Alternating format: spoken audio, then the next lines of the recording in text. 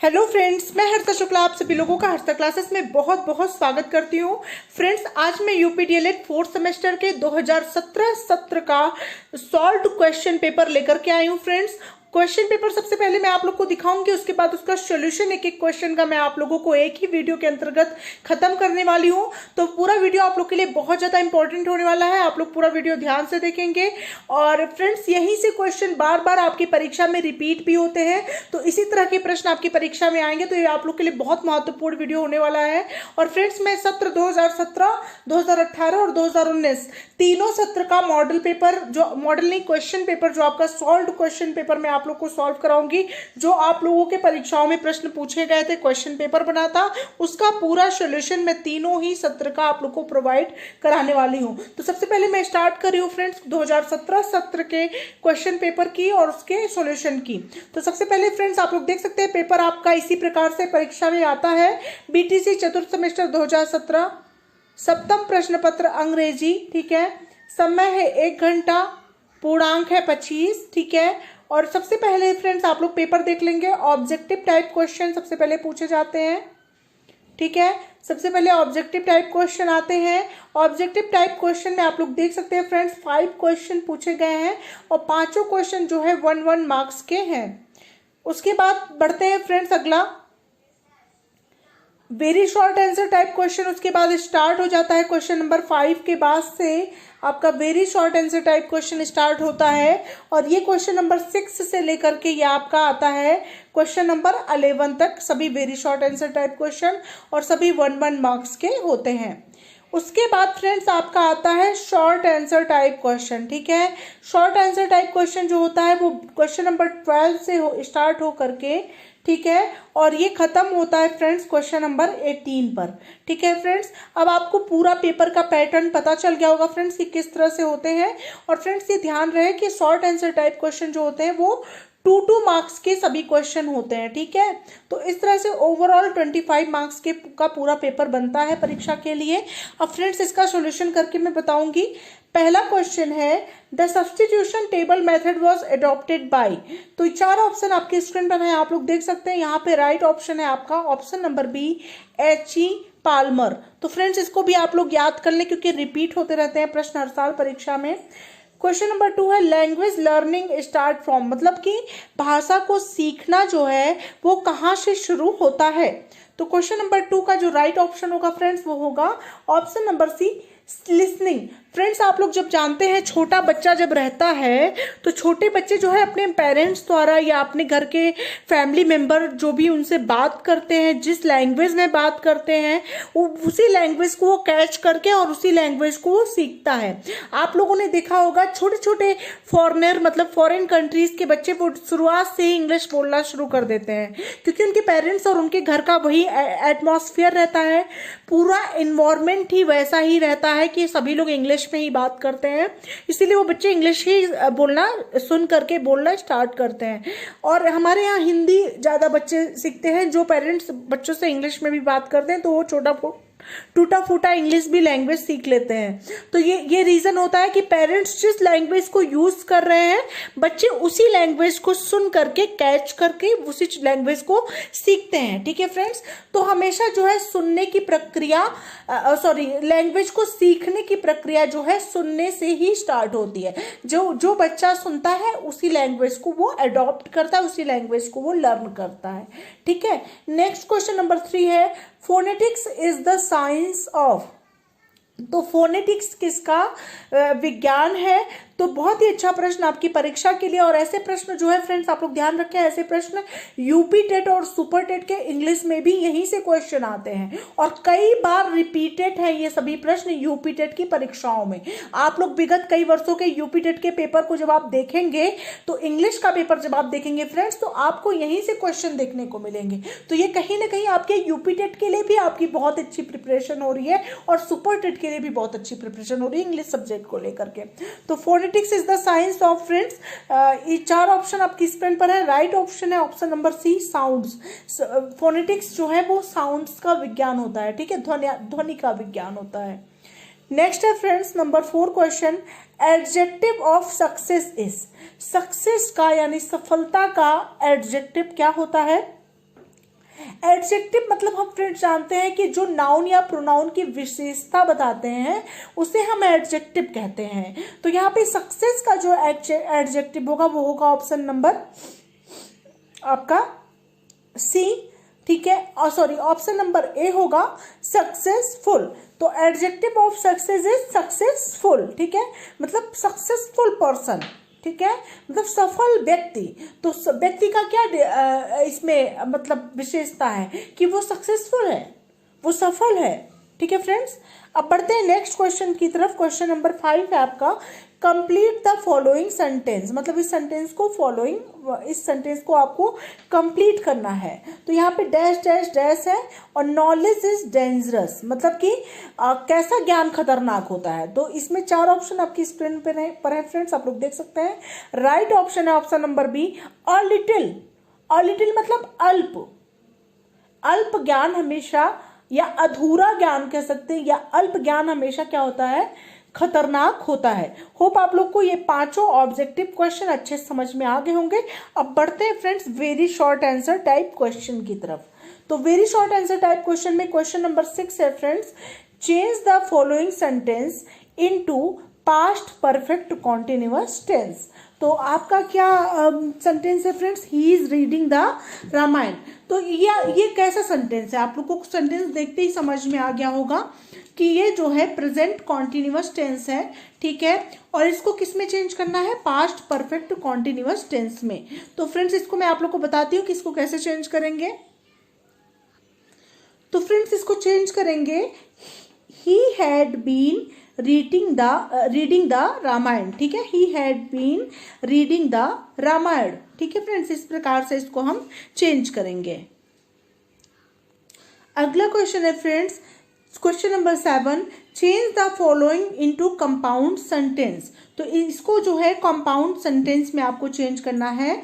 तो ये है besides being rich he is not happy, ठीक है, 2 सेंटेंसेस में अलग अलग हैं, मतलब कि धनी होने के बावजूद ही इज नॉट हैप्पी, वह खुश नहीं है। इसको आपको किसमें चेंज करना है, कंपाउंड सेंटेंस में आपको चेंज करना है। तो इसको कैसे चेंज करेंगे, इसको आप लिख सकते हैं फ्रेंड्स, इसको आप इस तरह से लिख सकते हैं क्वेश्चन नंबर 7 का answer, he is rich but he is not happy, वह धनी है लेकिन वह गरीब नहीं है। तो यहाँ पे बट का यूज होकर के ये दोनों सेंटेंस आपस में मिल गए, मतलब कि एक दूसरे के साथ समाहित हो गए। He is rich but he is not happy, मतलब वह धनी है लेकिन वह खुश नहीं है। नेक्स्ट क्वेश्चन नंबर 8 है friends, change the following into complex sentence, मतलब इसको कॉम्प्लेक्स सेंटेंस में चेंज करिए।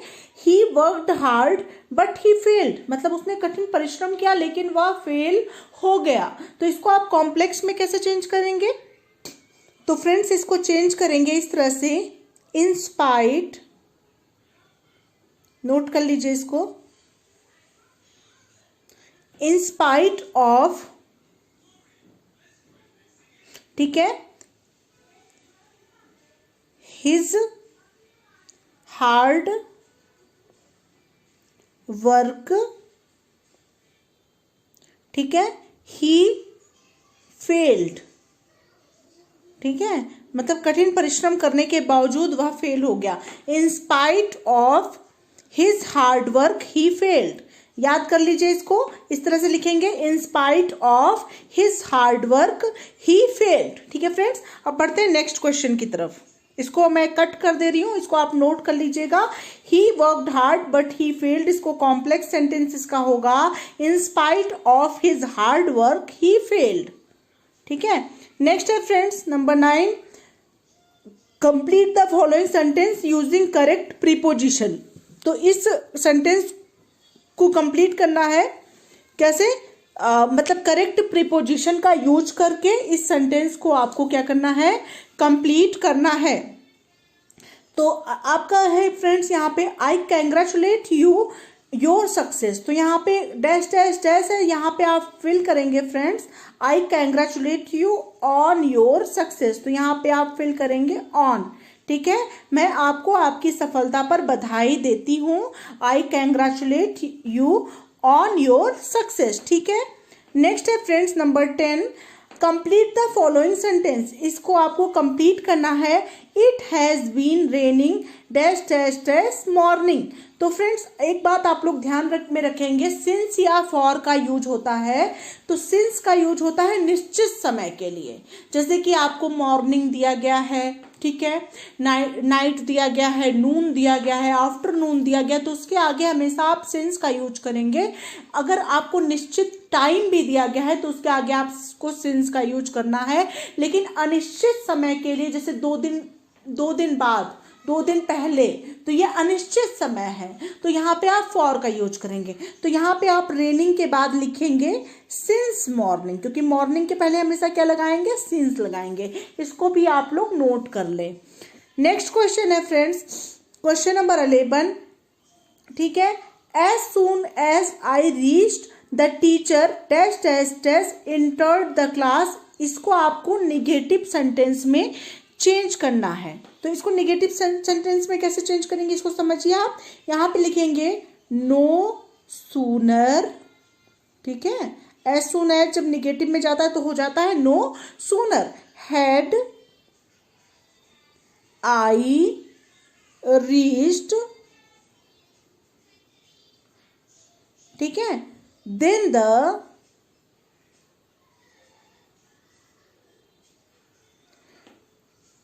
टीचर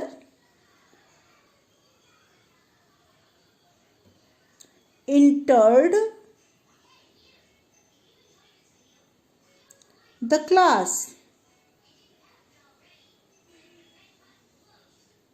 तो ये कैसे होगा, no sooner had I reached then the teacher entered the class, ठीक है फ्रेंड्स। तो इस प्रकार से इसको आप करेंगे, नोट कर लीजिए इसको।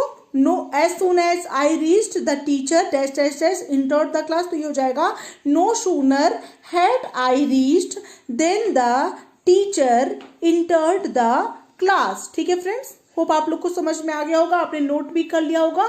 अब यहाँ पे आपका very short answer type question यहीं पर समाप्त होता है। बढ़ते हैं आप शॉर्ट आंसर टाइप क्वेश्चन की तरफ। नेक्स्ट क्वेश्चन नंबर 12 है friends, fill in the blanks with correct conjunction. तो यहाँ पे करेक्ट कंजक्शन का यूज करके आपको ब्लैंक्स को फिल करना है। पहला है friends, he worked hard dash dash dash he failed. तो इसमें आप क्या फिल करेंगे, तो यहाँ पे ही वर्कड हार्ड और बट यहाँ यूज करेंगे। कौन सा कंजक्शन यहाँ यूज करेंगे आप, बट ही फेल्ड, मतलब उसने कठिन परिश्रम किया लेकिन वह असफल हो गया, ठीक है। तो यहाँ पे आप यूज करेंगे, आप यहाँ पे समझ लीजिए, यहाँ पे यूज करेंगे आप बट कंजक्शन का, ठीक है फ्रेंड्स। होप आप लोग को समझ में आ गया होगा।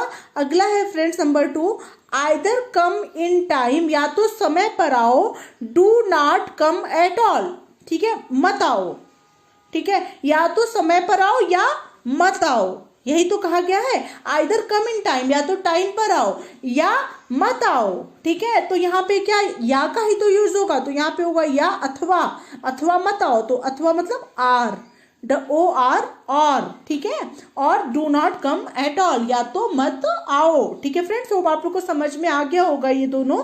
नेक्स्ट क्वेश्चन की तरफ बढ़ते हैं फ्रेंड्स। क्वेश्चन नंबर 13 है आपका, राइट वन वर्ड, ठीक है, यहाँ पे वन है, ऑन लिखा हुआ है, राइट वन वर्ड।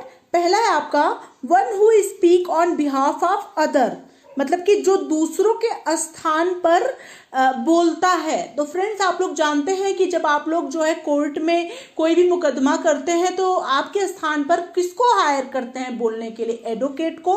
कोई भी मुकदमा, जब आप लोग मूवी वगैरह भी देखते होंगे या कोई सीरियल आप लोग देखते होंगे, उसमें कोर्ट केस जो चल रहा होता है, तो जो उसके स्थान पे जो दोषी नहीं होता या दोषी होता है, दोनों की तरफ से एक एक एडवोकेट रखे जाते हैं, ठीक है, एक एक एडवोकेट रहते हैं, वो उनका पक्ष रखते हैं। तो जो आपके स्थान पर बोले वो क्या है, वो है एडवोकेट। तो यहाँ पे क्या हो जाएगा फ्रेंड्स, ADOCATE,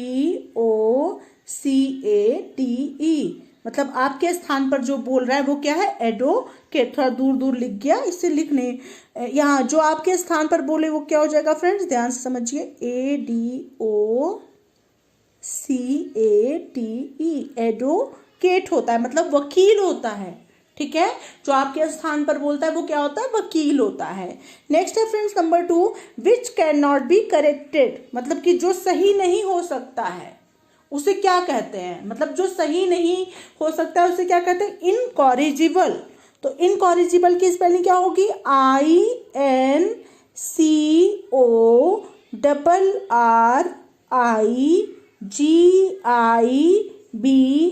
INCORRIGIBLE, मतलब जो सही नहीं होता है वो क्या होता है, इनकॉरिजिबल। ठीक है फ्रेंड्स, होप आप लोग को जो आपके स्थान पर बोलता है वो होता है एडवोकेट, और जो सही नहीं मतलब सही नहीं किया जा सकता जिसे, वो होता है इनकॉरिजिबल। मतलब कोई चीज है जिसको आप फिर से सही नहीं कर सकते हैं, गलत हो गया तो गलत हो गया, उसको कट करके लिखेंगे दोबारा, लेकिन उसी को आप इरेज करके या कुछ भी करके आप सही नहीं कर सकते हैं।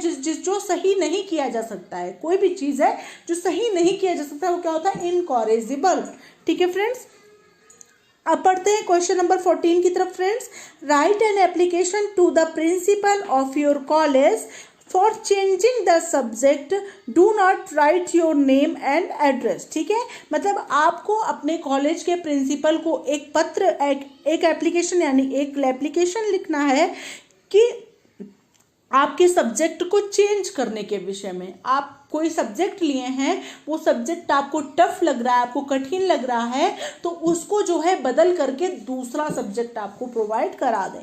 तो ये किस क्लास में होता है, आप लोग तो भाई पढ़े हैं, ग्रेजुएशन सभी लोग किए हैं, तो ग्रेजुएशन लेवल पर आप ऐसा कर सकते हैं कि अगर मान लीजिए आप कोई सब्जेक्ट ले लिए हैं जो आपको थोड़ा कठिन लग रहा है, आप दूसरा सब्जेक्ट चेंज करने के लिए उनको लेटर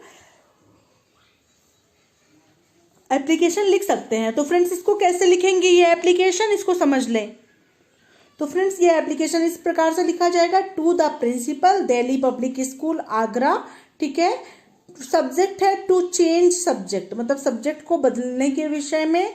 और उसके बाद आपका है फ्रेंड्स यहाँ पे, sir with due respect I want to request you that I opted geography as an additional subject but now I find it extremely difficult। ठीक है, मैंने ज्योग्राफी लिया था एक एडिशनल सब्जेक्ट के रूप में, लेकिन अब मैं इसे पा रही हूँ कि ये बहुत ज़्यादा कठिन है, पा रही हूँ या पा रहा हूँ कि बहुत ज़्यादा कठिन लग रहा है मुझको। ठीक है, I am unable to pull geography, मतलब मैं ज्योग्राफी से आगे की पढ़ाई करने में असमर्थ हूँ।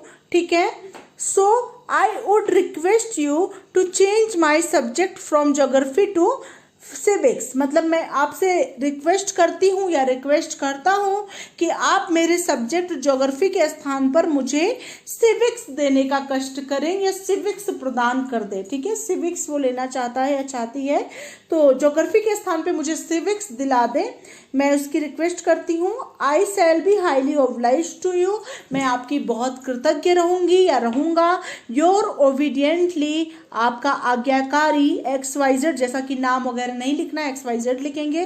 क्लास 9th में इसने जो है ज्योग्राफी सब्जेक्ट को चेंज करने का, मतलब 9th क्लास से सब्जेक्ट चेंज हो जाते हैं ना, तो फिर उन्होंने ऐसा मतलब एप्लीकेशन लिखा है अपने प्रिंसिपल को। अब बढ़ते हैं नेक्स्ट क्वेश्चन की। फ्रेंड्स, नेक्स्ट क्वेश्चन नंबर 15 है, right a composition on pollution in about 30 words. तो 30 शब्दों का जो है पॉल्यूशन पर आपको, प्रदूषण पर आपको निबंध लिखना है। इसको कैसे लिखेंगे इसको समझ लें।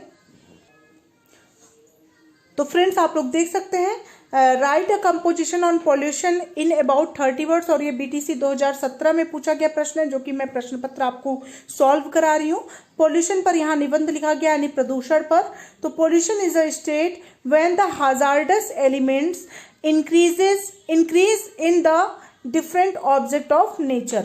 तो पोल्यूशन एक ऐसी अवस्था होती है, स्टेट मतलब अवस्था होती है, व्हेन द हाजार्डस मतलब होता है फ्रेंड्स खतरनाक, एलिमेंट्स मतलब तत्व, increase in the different object of nature मतलब कि प्रकृति के विभिन्न तत्वों में, विभिन्न पदार्थों में कह सकते हैं, ऑब्जेक्ट मतलब होता है पदार्थों में जो है, जब खतरनाक तत्वों की मात्रा क्या हो जाती है, बढ़ जाती है, तभी वो पॉल्यूशन होता है। ठीक है, When these elements increase in water, जब ये तत्व जो है पानी में बढ़ जाते हैं या जल में बढ़ जाते हैं, it makes the water pollute which is very harmful for humanity।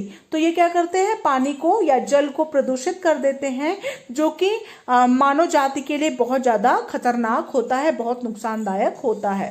When the sound is produced more than 70 dB, जब ध्वनि जो है 70 dB से ज़्यादा उत्पन्न की जाती है, इट कैन डिफेन ह्यूमन बीइंग, ये मानव जाति को क्या कर देती है, डिफेन मतलब बहरा कर देती है। ठीक है, जब 70 dB से ज़्यादा ध्वनि उत्पन्न होती है तो ये मानव जाति को बहरा कर देती है। ठीक है, और and when poisonous gases mix with air, और जब जहरीली, पॉइजनस मतलब जहरीली गैसें हवा के साथ मिलती हैं, इट बिकम्स एयर पोल्यूशन, तो इसके द्वारा क्या हो जाता है, वायु प्रदूषण उत्पन्न होता है। तो इस प्रकार से इस क्वेश्चन का आप आंसर लिखेंगे फ्रेंड्स। होप आप लोग को समझ में अच्छे से आ गया होगा। बढ़ते हैं नेक्स्ट क्वेश्चन की तरफ।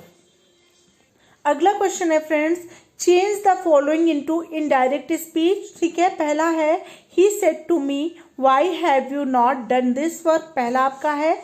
दूसरा है the boy said comma inverted comma let us go to play. ठीक है फ्रेंड्स, तो आपका डायरेक्ट है स्पीच में है, इसको आपको इनडायरेक्ट स्पीच में चेंज करना है।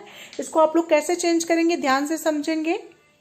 तो फ्रेंड्स पहले का है he asked me why I had not done that work, और दूसरे का होगा the boys proposed that they should go to play. ठीक है फ्रेंड्स, अब बढ़ते हैं नेक्स्ट क्वेश्चन की तरफ। नेक्स्ट क्वेश्चन नंबर 17 है friends, complete the following sentences. पहला है if you had worked hard you dash dash dash passed in the examination. तो यहाँ पे आप फिल करेंगे फ्रेंड्स, यहाँ पे फिल करेंगे वुड हैव। ठीक है, WOULDHAVE। ठीक है, यू वुड हैव, ठीक है, HAVE हैव। ठीक है, if you had worked hard you would have passed in the examination, ये पहला हो गया। दूसरा है friends he worked hard so that he dash dash dash pass, तो यहाँ पे क्या हो जाएगा फ्रेंड्स, ही माइट पास। ठीक है, ही माइट, MIGHT माइट। ठीक है, ठीक है, he worked hard so that he might pass, मतलब ताकि वह पास हो सके। ठीक है, इस प्रकार से इसका क्वेश्चन का आंसर आप लिखेंगे। अब ये लास्ट क्वेश्चन है आपके एग्जाम का फ्रेंड्स, जो कि आपके 2017 में पेपर हुआ था, उस पेपर का what do you understand by structural approach, मतलब कि संरचनात्मक दृष्टिकोण से आप क्या समझते हैं। तो इसका आंसर आप किस प्रकार से लिखेंगे, तो फ्रेंड्स इसका आंसर आप लिखेंगे देयर इज अ कंट्रोवर्सी। ठीक है, सेम क्वेश्चन है, देख लीजिए, what do you understand by structural approach, BTC 2017 का ही मैं पेपर आपको सॉल्व करा रही हूँ। तो there is a controversy regarding this system, मतलब इस सिस्टम के संबंध में जो है काफी क्या है, विवाद है, कंट्रोवर्सी है। Whether it should be considered, मतलब कि इसे जाना जाए, एन अप्रोच एक दृष्टिकोण के रूप में, और मेथड या विधि के रूप में। ठीक है, without any academic discussion it would be suffice to say that since the approach take a concrete form in its application. ठीक है फ्रेंड्स, तो बिना किसी एकेडमिक डिस्कशन के, ठीक है, ठीक है, it would be suffice to say, मतलब यह कहना पर्याप्त होगा, सफिक मतलब होता है फ्रेंड्स पर्याप्त। ठीक है, that since the approach take a concrete form. ठीक है, मतलब दृष्टिकोण क्या होता है, एक कॉन्क्रीट फॉर्म ले लेता है। कॉन्क्रीट फॉर्म मतलब कह सकते हैं ठोस रूप। ठीक है, कॉन्क्रीट फॉर्म मतलब ठोस रूप, इन इट्स एप्लीकेशन। ठीक है, अपने विषय में, it may be regarded as a technique और मेथड, मतलब इसे टेक्निक या तकनीकी या मेथड मतलब विधि भी माना जा सकता है। ठीक है, the structural method is based on the belief that the teaching of a foreign language. ठीक है, स्ट्रक्चरल मेथड जो है, स्ट्रक्चरल यानी संरचनात्मक विधि जो होती है वो बेस्ड होती है, आधारित होती है किसके विश्वास पर, teaching of a foreign language, मतलब कि फॉरेन लैंग्वेज को सिखाने या पढ़ाने के विश्वास पर जो है आधारित होती है। ठीक है, the mastery of structures is more important than the acquisition of vocabulary. ठीक है, मास्टरी मतलब महारत, संरचना में महारत हासिल करना मोर इम्पॉर्टेंट है, कहीं ज़्यादा महत्वपूर्ण है then the acquisition of vocabulary, vocab के ज्ञान से ज़्यादा जो है संरचना में महारत हासिल करना ज़रूरी है। And that limitation and difficulties inherent in the study of English. ठीक है, मतलब कि उसकी सीमितता और डिफिकल्टीज और कठिनाई, इनहेरेंट मीन्स क्या होता है फ्रेंड्स, निहित होती है। ठीक है, in the study of English can be overcome by giving an intensive drill.